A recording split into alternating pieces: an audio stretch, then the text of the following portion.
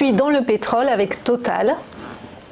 Exactement, donc Total, valeur évidemment qui n'a absolument rien à voir, c'est vraiment la valeur de rendement, la valeur de fonds de portefeuille qui offre donc rendement de plus de 5%, ce qui est évidemment très appréciable dans un environnement de taux bas.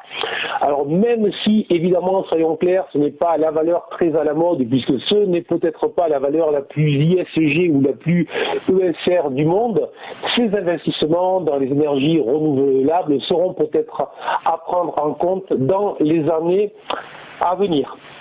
Ensuite, il y a évidemment une autre thématique intéressante, c'est avec l'introduction de Aramco, il se passe un certain nombre de choses. Il y a un nouveau focus qui se met en place sur les valeurs pétrolières, donc c'est toujours intéressant d'aller voir ce qui s'y passe. Et très étrangement, tout le monde aura remarqué que la semaine dernière, suite à une décision donc de l'OPEP, le pétrole s'est mis à flamber, comme quoi le hasard fait très très bien les choses, juste à quelques jours de l'introduction en bourse de Aramco. Donc à très court terme, en fait, on peut viser le haut du range autour des 50 €, sachant que la valeur évolue dans un range depuis plusieurs trimestres.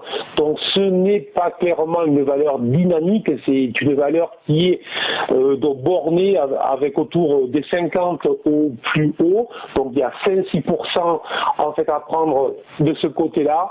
Et puis je répète, c'est une valeur de fonds de portefeuille pour avoir un rendement à long terme. Merci Bernard. Si je ne me trompe pas, Aramco, ce n'est pas une société d'Arabie Saoudite ?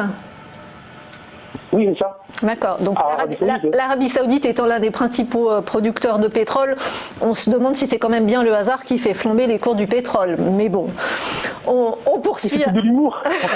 J'avais bien compris. On poursuit avec Elior.